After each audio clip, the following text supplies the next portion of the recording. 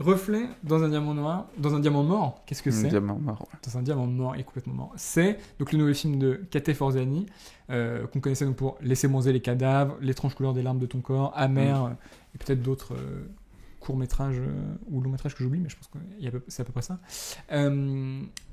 Et on va dire que c'est un duo de cinéastes à l'esthétique assez marquée et très, très rapidement identifiable, qui ont beaucoup œuvré dans le cinéma de genre et on va dire dans presque dans les images de cinéma de genre, puisque ils ont toujours fait un cinéma qui était extrêmement référencé, et on pourrait dire, pour aller un peu vite, mais extrêmement fétichiste de toute une iconographie du cinéma. Dans Laisser bronzer, il y avait toute une partie de l'intrigue qui était quasiment reprise plan par plan de Ténèbres de Argento, avec ses flashbacks traumatiques sur la plage, etc. Et voilà, on sent que finalement quand on regarde un film de Kate et Forzani, on passe d'un plan à l'autre de, je sais pas, Sergio Leone à Argento à Mario Bava. D'ailleurs là on peut y penser à plusieurs titres, puisque Bava a fait des films d'espions dans les années 60. Danger diabolique. Danger diabolique, alors que là une espionne s'appelle Serpentique, donc ça finit aussi. Serpentique. Ça se ressemble. Qui ressemble à Fantomas aussi. Qui ressemble un peu, c'est vrai. Et Fantomette. Fantomette. Et ça c'est pour Microciné. Et accessoirement, un des personnages tertiaires de Reflet dans un diamant ressemble au tueur de 6 femmes pour l'assassin, qui est l'un des tout premiers films Giallo, ce personnage avec un chapeau et un masque bleu neutre un peu blanc sur le visage. Et là, dans ce film-ci, on va dire que ce qui se rajoute, ce serait voilà, ce cinéma d'espionnage. Alors on pense un peu à James Bond, mais aussi, et peut-être plus particulièrement, même si je connais un peu moins ce point-là, mais c'est films d'espionnage italien, films d'exploitation parmi tous les autres sous-genres de cinéma d'exploitation italien des années 60-70, puisque Reflet dans un diamant mort, en gros, suit un personnage qui s'appelle John Deeman, qui... arrivé au crépuscule de sa vie, on le voit un peu plutôt âgé. Ouais, il a fini son Claude Lelouch. À l'étape Claude Lelouch. Et donc âgé sur une plage, etc. Et en fait, on comprend qu'il va se remémorer ou revivre un peu mentalement. Disons que les frontières sont assez floues. Une partie de ses gloires passées, où il était cette espèce d'espion beau gosse, un peu prototypique, et où il a été confronté à alors notamment un mania du pétrole, vraisemblablement un peu sadique, qui a occasionné un traumatisme dans sa vie, et aussi et surtout une figure, une ou plusieurs d'ailleurs figures féminines, donc cette fameuse Serpentique qu'on voit là masquée, qui a été une ennemie un petit peu insaisissable, qui peut-être fait retour maintenant qu'il est plus âgé. En tout cas, voilà, on va dire que ça circule, il revisite les mêmes lieux qu'il avait vus à l'époque, et donc il y a finalement presque répliqué à l'échelle du film cette idée que on va aller puiser sans cesse dans une iconographie et des plans qui préexistent à notre temps présent. Et c'est, je pense, les films de Kate Forzani, des films qui ont assez peu de choses à voir avec le monde contemporain, voire qui sont totalement hermétiques, quoi. On sent que finalement le monde de leurs films, c'est déjà le cinéma et son histoire, et le cinéma de genre en particulier. Bah c'est un cas particulier, je trouve, de pastiche, et que je trouve assez réussi tout de même. On est quand même à une époque où le pastiche, depuis quelques années, même presque 2 décennies, quoi, revient régulièrement, et notamment le pastiche des années 60, des années 70, etc. Et de ce genre de film, l'esprit de James Bond, etc., a déjà été éprouvé par les films OSS 117, pour citer les plus célèbres, mais en dehors de tout cela, voilà. Ce qui m'intéresse dans cet aspect pastiche, c'est... en fait, on a effectivement ce côté très cinématographique, très stylisé, mais aussi quelque chose de plus matériel, de plus charnel, sur qu'est-ce que l'objet, en fait, l'objet personnage de fiction, et la déclinaison, en fait, ces différentes occurrences, en bande dessinée, en récit pulp, en roman, quoi. Avec aussi un jeu sur les effets de doublage, parfois il parle en italien, parfois en anglais, parfois en français, etc. Et on a cette construction un peu d'une sorte d'éventail de dysfraction, de déclinaison extrême de ce à quoi pouvait ressembler le personnage de fiction dans les années 60, avec ce côté extrêmement pop. Voilà. Tout ça, dans ce passif, moi, j'ai l'impression qu'il s'ajoute donc à cette entreprise mémorielle, en quelque sorte, ce vieillard qui se souvient de ses gloires passées, avec un jeu sur le doute aussi qui s'installe. Doute quant aux images qui sont produites, s'il s'agit d'images de fiction ou pas. Un pastiche avec 2 glaçons, c'est très drôle, Johnny B. Good. Mais en plus, le John Deman âgé est tout le temps avec un cocktail. Oui, c'est ça, exactement, ouais. Et ça commence avec... Non, mais c'est très, très intéressant. Parce que les premiers plans, c'est l'écume de l'eau alliée aux bulles de champagne.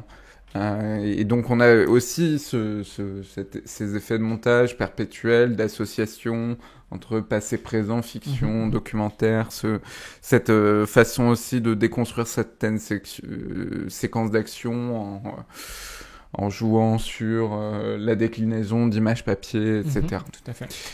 Ce qu'on peut dire, pardon, pour expliquer aussi un peu ce que tu décris, c'est que ce film-ci, et c'était pas le cas j'allais dire dans le reste de leur filmographie, mais je n'ai vu qu'un film en tout cas, je crois que c'était moins le cas avant, mais il y a une dimension méta beaucoup plus présente et qui s'affirme au fil du film, puisque, j'allais dire sans trop dévoiler, mais bon, c'est difficile de dire qu'il y a des choses à spoiler ou pas dans le film, mais il y a une espèce de correspondance, ou en tout cas, voilà, de dualité entre à la fois les aventures de l'espion et leur versant mis en fiction dans des romans, comme tu as dit, qui apparaissent physiquement à l'écran, quoi. Comme si John Deman, est-ce que c'était un espion ou en fait est-ce que c'était un personnage d'espion ? Un personnage de fiction. Et donc est-ce qu'on voit le véritable personnage ou son interprète ? Voilà, les deux se mélangent et c'est un film qui il y a une sorte aussi à un moment de doute si les services secrets fonctionnent pas justement comme le cinéma où on renvoie les espions comme on renvoie des acteurs. Mais ce qui est intéressant, c'est qu'ils saisissent pas uniquement disons un écosystème de cinéma de genre, mais presque aussi une sorte d'essence un peu des années 60, et ils essayent de composer aussi avec une sorte de contexte politique qui est dépeint plus ou moins, mais en tout cas on parle de France-Afrique, de nucléaire, et on est dans les années 60 gaulliennes dans un sens. Je sais pas tout à fait d'ailleurs cet espion de quel pays il vient en fait. Il est de partout et de nulle part. C'est vrai. Il est... On sait pas trop voilà, quel pays... Enfin, parce qu'on entend les personnages dire oui, votre gouvernement, mais finalement c'est ça. C'est un peu... Mais on est aussi, moi je trouve, assez proche en fait de ce qui se faisait en littérature à l'époque, avec cet effet donc d'espace mental, de construction d'un lieu de mémoire à travers le film, ou avec aussi un mystère qu'on n'arrive pas à résoudre, une sorte d'indécision vis-à-vis de la réalité, de ce qui s'y déroule. On n'est pas très éloigné de ce qui se faisait en termes de littérature plus érudite, mais du nouveau roman. Et moi, je trouve pas mal avec Jacques Sternberg, qui est aussi le scénariste de Je t'aime de René, mais quelqu'un qui était très intéressé par la bande dessinée, par le pop, etc. Et qui, du coup, moi, je trouve qu'il y a un lien un peu entre l'écriture oui, bah justement, moi je pensais qu'il y avait, c'est ce que j'essayais de dire par l'espace mental, c'est qu'il y a aussi un lien à faire avec ce cinéma d'auteur de l'époque qui construit un peu, et qui est en lien avec le nouveau roman, puisque l'année dernière à Marienbad est donc scénarisé par Alain Robbe-Grillet. Et moi je trouve que presque le plus proche du film de Kate Forzzani, c'est justement Sternberg et à pas confondre avec Joseph Von. Joseph von Sternberg. Et on le voit un petit peu à la bande-annonce, ce à quoi peut ressembler le film. Je sais pas si les gens dans le chat ont tout simplement vu le film, mais je me doute que peut-être pas tout le monde, probablement plusieurs personnes ne l'ont pas vu. Mais je pense qu'une de mes principales réserves vis-à-vis du film, et qui était déjà présente pour leur film précédent, ce serait ce côté un peu surchargé où c'est une esthétique, on peut dire, de l'hypertrophie. C'est-à-dire que absolument chaque action, chaque geste va... Alors qu'est-ce qu'on dit n'y a-t-il pas un peu de condescendance de la part du duo de faire une œuvre arty avec un matériel populaire? Non, parce que c'était l'époque, en fait, dans les années 60, c'est le moment où émerge le pop art, où émerge un certain nombre d'artistes, de réalisateurs, d'écrivains qui eux-mêmes étaient extrêmement influencés par des œuvres de consommation. C'est ce que c'était à l'époque, et c'est ce que c'est en partie toujours, enfin des œuvres populaires comme celle-ci, que ce soit Roy Lichtenstein, énormément d'artistes français, Hervé Télémaque, etc. Que ce soit Jean-Luc Godard, que ce soit Jacques Sternberg, etc. À l'époque, il y avait une vraie porosité entre... Oui. Il y avait une vraie porosité. Alain Resnais, c'est un très grand lecteur de bande dessinée. Mais je pense que même si on prend des références très directes pour Kate Forzani, par exemple Argento, est à la fois totalement un cinéaste de genre, dans la profusion des faits, avec aussi une dimension, on pourrait dire, un peu commerciale, érotique, gore, etc. Et en même temps un cinéaste qu'on peut prendre sous un angle extrêmement théorique, qui réfléchit sur la mise en scène de l'image, etc. Et le film de Kate Forzani a ces deux dimensions. Et je pense que finalement c'est la dimension je vais dire plus cérébrale, même s'il faudra développer un peu après, mais qui m'intéresse le plus dans le film et qui s'affirme, je dirais, dans son dernier tiers. Et le reste du film est plutôt du côté de l'effet, avec on pourrait dire je parle de fétichisation parce que tous les éléments qui sont investis, les corps, les gestes, les objets bénéficient d'une espèce d'attention très particulière. On s'y arrête, on les touche, le design sonore est très hyper déterminé, comme on dit parfois en analyse, et je dirais que c'est presque des cinéastes un peu érotomanes, quoi. On sent que tout ce qui touche, tout ce que leur caméra croise est chargé d'une espèce d'énergie comme ça, très sensuelle. Et il y a tout un jeu sur un moment, ce personnage de Mania du pétrole qui en fait réalise des toiles a priori peintes avec du pétrole, en même temps qu'il a des ébats avec des femmes, et donc qui ressemble à ce que faisait Yves Klein. Oui, absolument, exactement. Et donc, il y a cette relation en permanence, on pourrait dire un peu synesthésique, entre les surgissements visuels, le toucher, le son, etc. Maintenant, pour ma part, même si le film on va dire, est très généreux là-dessus, regorge de trouvailles plastiques dans tous les sens, mais moi, ça a un peu tendance à m'assommer au fil du visionnage, quoi. Et j'avoue que j'ai... je pense un peu de mal à jouir de cette avalanche d'effets qui semble un peu, je n'ai pas envie de dire répétitif, mais en tout cas, c'est vrai qu'on a l'impression de voir, alors que le film est relativement court, il fait 1h30, de voir très souvent les mêmes plans, les mêmes scènes, les mêmes effets. De fait, il y en a qui sont réemployés. Et il y a beaucoup, exactement, de réemploi, et je dirais un côté un peu... alors, à la fois, ça raconte cette espèce d'espace mental, un peu en forme de dédale, mais en même temps, un côté un peu laborieux, où... on a l'impression que finalement il faut revenir par 3 fois à des scènes, il y a des allers-retours temporels incessants, qui fait que j'ai l'impression que le film est très tonitruant, mais aussi très redondant d'une certaine manière, quoi. Ouais. Je trouve qu'il y a aussi un enjeu qui se pose au sein du film, qui est plus ou moins l'enjeu féministe, parce que exactement, on discute beaucoup n'ayant pas vu les précédents Kate Forzani, mais on discute aussi de la politisation de leur cinéma, j'ai l'impression, autour du film. Ce qui est intéressant, c'est qu'il joue en fait tout autour du film un rapport à l'image figée, puisque que ce soit donc le héros, mais que ce soit son adjuvante au début du film, qui a donc une robe qui capte les images et qui filme, que ce soit ce mania du pétrole qui assassine des femmes en les mettant... Il y a aussi un tueur qui hypnotise les gens et leur fait croire qu'ils sont dans un film. Oui, et il y a aussi un tueur qui tue des gens en reproduisant des œuvres d'art célèbres. En tout cas, il y a ce rapport à la mise en image de de la mort et cette mise en image, ce rapport à l'image filmée. Et qui se stresse notamment par ce parallèle entre l'espionnage et le cinéma, puisque finalement les deux acteurs, mais on va dire cinéastes au sens très large, et espions finalement visent la même chose, en tout cas dans un cinéma de genre, c'est-à-dire l'image d'une mort qui solde la réussite de l'entreprise, quoi.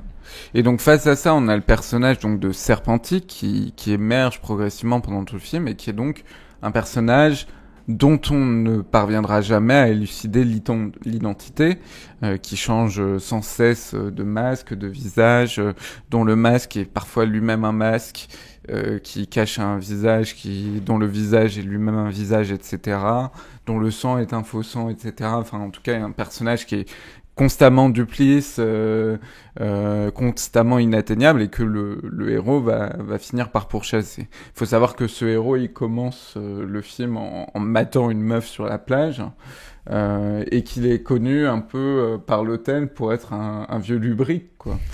Ça c'est dit assez clairement dans le film, mais on a en fait au sein du film stylistiquement une sorte d'opposition à la fois entre deux formes de stéréotypes, de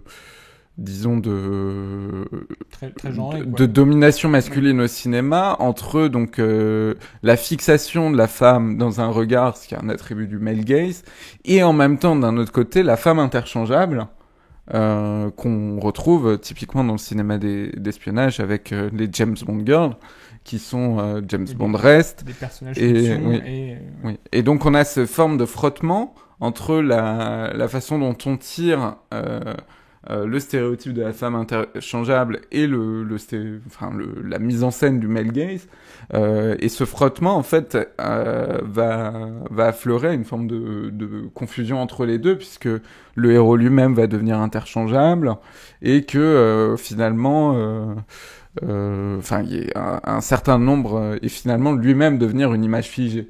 Donc on a ce ça parle de Glazer là-dessus. En tout cas, il y a quelque chose d'assez intéressant qui se produit là, où justement peut-être que c'est la relecture actuelle de ce cinéma-là qui permet en fait des effets de mise en scène nouveaux, ou en tout cas une sorte d'extrapolation de ces deux figures un peu récurrentes du cinéma de genre, du cinéma d'espionnage de l'époque. Le film va directement problématiser, on va dire, cette question-là, puisque tout à l'heure on parlait de la scène d'introduction où le vieux John est assis sur une plage, et il y a un effet assez clair où son visage de dos est sur un coin du cadre et sort de la profondeur, mais comme si ça sortait de son esprit directement, un corps de femme, d'abord sans visage, qui va rentrer dans la mer, et entre l'écume de la mer et la boisson de l'homme, il y a un effet de parallèle qui est fait par le montage. Donc finalement, on finit d'ailleurs par une image très claire où on voit la femme à travers la boisson, et donc les deux seraient quelque chose qui finalement est voué à être consommé pour ce personnage masculin. D'ailleurs, un de ses gadgets, puisque comme James Bond, il a plusieurs gadgets, c'est une bague en forme d'œil qu'il met sur sa main, et qui lui permet de voir à travers les murs. Mais s'il regarde trop longtemps, il désintègre ce qu'il regarde. Donc il y a cette idée très... Finalement, c'est presque l'instrument métaphorique du male gaze. Il y a un rapport à la méduse, la figure de la méduse, en fait, du regard qui fige et qui tue. Sans cesse, et c'est comme ça que se construisent tous ces espions-là. Et finalement, ce qui serait la partie relecture ou problématisation de ce jeu-là, ce serait cette irruption de Serpentic, qui est un personnage multiple, insaisissable, qui n'est jamais figé par le regard du héros, et dont la silhouette est finalement un regard. Donc il y a un regard qui s'oppose à ce héros voyeur, et un corps qui est abstrait par un costume noir et des corps féminins même multipliés, quoi. Qui s'appelle Serpentic, comme le serpent qui a sur la tête de Méduse. Oui, comme le serpent sur la tête de Méduse, mais aussi le serpent qui a entraîné Ève dans la chute du paradis terrestre. Tout à fait. Après, là, c'est aussi là où le film commence à vraiment m'intéresser, c'est-à-dire ce dernier tiers où le parallèle espion mise en scène de cinéma est le plus fort, puisque finalement voilà, il y a cette idée de dire que la fiction et de genre en particulier a eu vocation a été le terrain d'une forme extrême, en tout cas de male gaze, ou en tout cas de domination par la mise en image, quoi. Et il y aurait une mise en crise de cela, puisque comme tu l'as dit, le héros lui-même va subir finalement les mêmes opérations.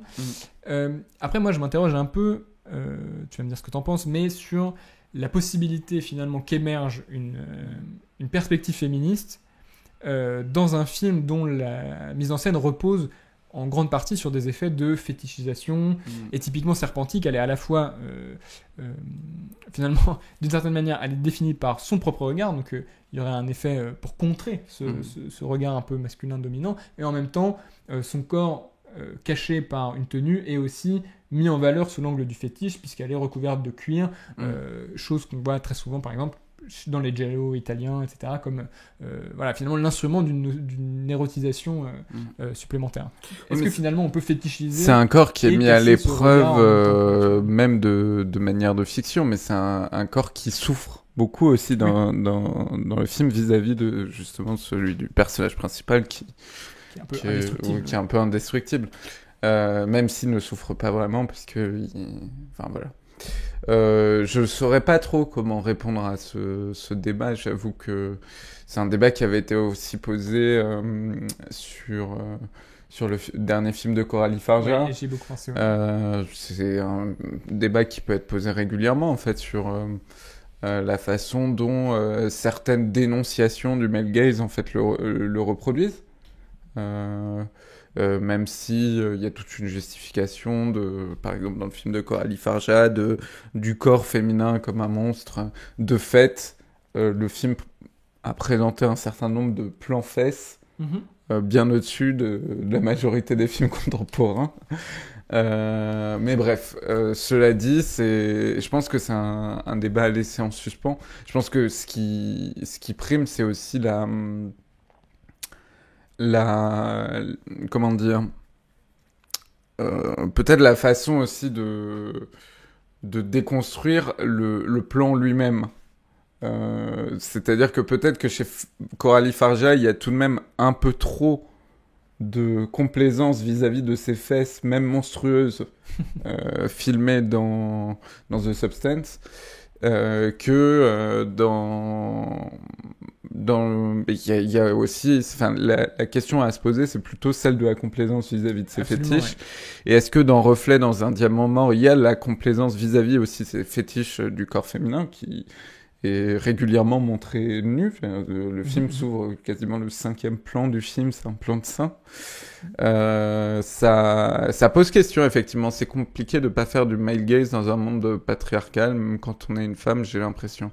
Oui, mais c'est aussi parfois par ça pose aussi la question d'un défaut de problématisation parfois,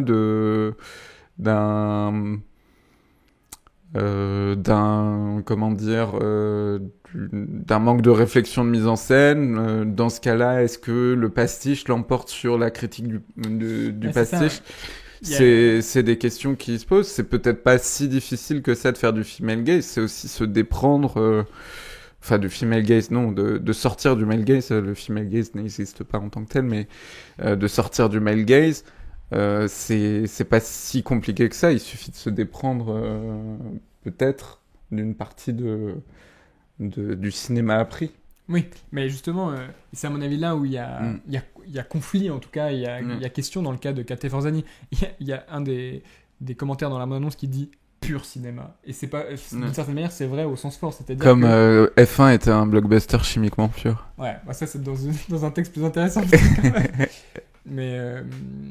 Mais cette idée de pur cinéma, j'ai envie de dire oui, mais au sens propre. C'est-à-dire que finalement, est-ce que c'est possible de concevoir un film qui ne serait pas dans le male gaze à partir d'emprunts à des cinéastes masculins de genre qui ont largement, dans les films, ont largement versé dans cette optique-là, racoleuse, etc. En fait, le Farja, j'y ai beaucoup pensé, notamment parce qu'il y a tous ces plans de de chair un peu déchirée, Oui, etc. Mais aussi dans cette idée que finalement, j'ai l'impression que le parti pris de Farja, c'est de dire je vais utiliser les armes du male gaze, les gros plans, la fétichisation des corps, etc., et les pousser à un tel degré que ça va devenir source de malaise et de finalement à partir des mêmes plans, le corps va finir par faire retour. Et à mon avis, c'est là où ça me semble pas complaisant dans une substance, en tout cas. Voilà. Mais là, dans le cas de Kate Forzani, je me pose plus la question, quoi. Finalement, il n'y a pas vraiment de moment où le film va parvenir à s'extraire, en tout cas, finalement, de l'esthétique d'un cinéma de genre qui l'a précédé. Et donc, je sais pas, je me suis posé la question de si c'était possible de, finalement, c'est un peu comme Wes Anderson, est-ce qu'il peut vraiment casser son jouet au bout d'un moment, ou est-ce qu'il est obligé de faire du Wes Anderson Je trouve que quand même le film réussit dans la confusion totale à laquelle on arrive, en fait, entre cette forme de choc des deux stéréotypes que je décrivais. Je trouve que oui, au début, on se pose la question effectivement de s'il va y avoir cette redite un peu. Et je trouve que ça réussit quand même à la problématiser, à en sortir et à y donner quelque chose. Voilà. Sur ces belles paroles. Sur ces belles paroles. C'est pas mal, le reflet dans un diamant mort. Moi, ça m'a quand même assez vite lassé, je pense. Mais... Oui, en fait, moi, j'étais plutôt lassé au début et assez agréablement surpris sur la fin. Bah, moi aussi. D'autant plus que je trouve qu'au-delà de la lourdeur dont ils peuvent faire preuve, il y a aussi beaucoup de jeux de montage qui sont beaucoup plus fins, notamment sur un peu les transitions avec des raccords de mouvements. Et ça faisait un peu Sorrentino au début. Oui, avoir une sorte de bande-annonce assez longue d'un film qui n'existe pas vraiment. Exactement. Mais ça devient meilleur sur la suite. Je suis tout à fait d'accord. Mais il y en a qu'un que j'ai retenu dans ces raccords de mouvement dont je parlais, qui est à un moment il se fait virer de sa chambre, John Diman vieux, et il pense pouvoir payer en diamants, on se rend compte qu'ils sont faux, il les pose sur la table et il y a un raccord avec lui qui rend ses clés comme ça sur le desk de l'hôtel, et il y a beaucoup de jeux comme ça dans le montage, de raccords de forme, etc., qui sont assez, pour le coup, beaucoup plus fins, ou en tout cas finement tressés dans une surface beaucoup plus tapageuse du reste, quoi. Donc il y a quand même des choses assez belles, mais c'est vrai que le film m'intéresse plus presque rétrospectivement comme un objet un peu théorique presque, et moi je suis pas trop sensible à sa part plus directement séduisante qui serait les jeux de matière, les effets, la profusion d'effets en fait. Je trouve que c'est quand même bien fait. Ah oui, on donne ici on donne des avis constructifs.